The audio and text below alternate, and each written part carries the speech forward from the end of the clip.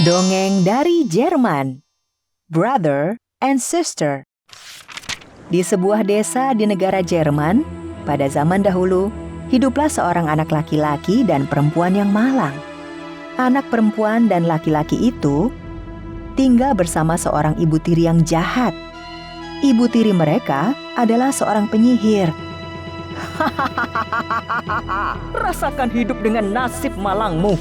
Karena merasa hidupnya sangat tersiksa, kedua anak itu memutuskan untuk pergi jauh dari rumah. Daripada di sini kita tersiksa, bagaimana kalau kita pergi dan meninggalkan ibu tiri? Tapi kita mau kemana? Kita pergi saja dulu. Pasti ada jalan.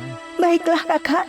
Kedua anak itu berjalan ke sana kemari, menuju satu desa ke desa lainnya, menyeberangi sungai, hingga akhirnya mereka berdua bermalam di hutan. Malam ini kita akan bermalam di hutan ya.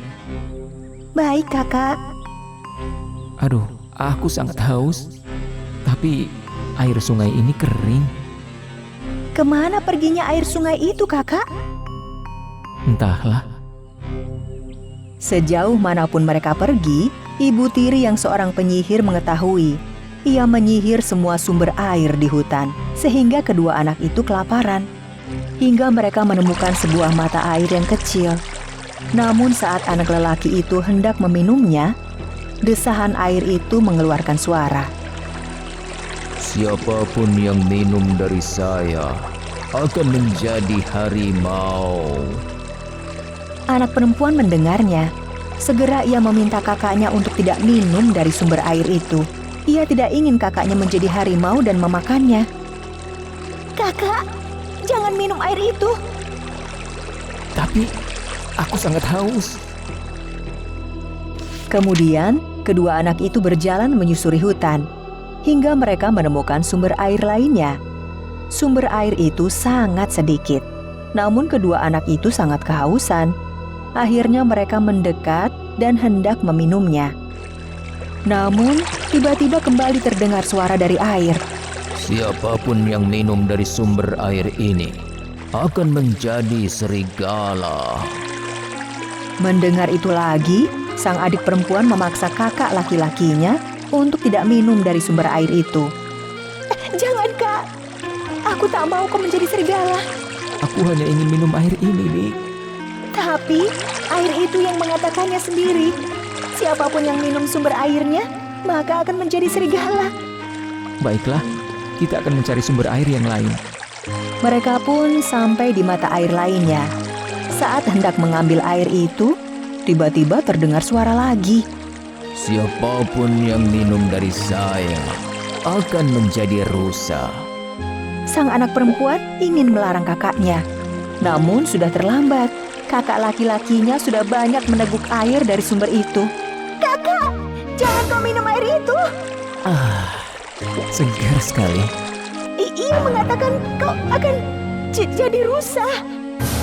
Perlahan, anak laki-laki itu berubah menjadi rusa. Kakak!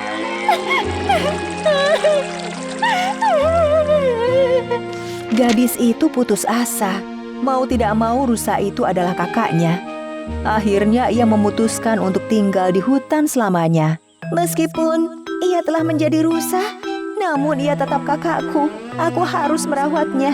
Akhirnya, mereka tinggal di sebuah rumah kecil di tengah hutan. Gadis itu mengikat rusa dengan rantai emas di lehernya. Jangan kemana-mana ya kak. Kau harus tetap bersamaku. Aku tidak mau sendirian. Beberapa tahun berlalu. Mereka hidup berbahagia. Hingga suatu hari, di mana ada pesta berburu raja, raja bertemu dengan gadis yang cantik yang tinggal di tengah hutan dengan seekor rusa. Karena tertarik dengan gadis itu, sang raja pun ingin menikahinya. Kau cantik sekali. Maukah kau menikah denganku? Aku mau tuan, tapi bolehkah aku membawa rusaku ini? Ada apa dengan rusa ini? Mengapa kau sangat menyayanginya? Aku bisa memberimu lebih banyak rusa di istana? Aku hanya mau rusa ini tuan, karena ia adalah kakakku yang meminum sumber air yang salah, lalu berubah menjadi rusa. Sesampainya di istana, gadis itu menikah dengan sang raja. Kini, gadis itu telah menjadi ratu istana. Beberapa waktu kemudian, mereka dikaruniai seorang anak lelaki yang sangat lucu. Di tengah kebahagiaan sang ratu, ibu tiri mereka si penyihir mengetahui keberadaannya. Ia ingin membunuh ratu. Hah? Anak itu masih hidup? Aku harus membunuhnya. Pada suatu malam, si penyihir jahat itu memantrai roh ratu dan menggantikannya dengan anak perempuannya yang cacat. Ia diubah sangat mirip dengan sang ratu. Roh ratu itu diam-diam mengunjungi tempat tidur bayi laki-lakinya selama 3 hari berturut-turut. Raja sempat bertemu dengannya, dan sang raja menyadari bahwa ini adalah rencana jahat ibu tiri sang ratu.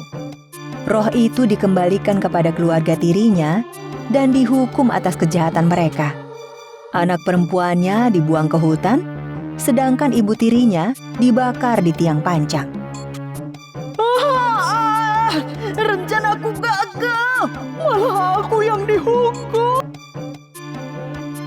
Setelah penyihir jahat itu meninggal dunia, Rusa pun kembali menjadi seorang anak laki-laki. Dan mereka bersatu kembali hidup bahagia di istana.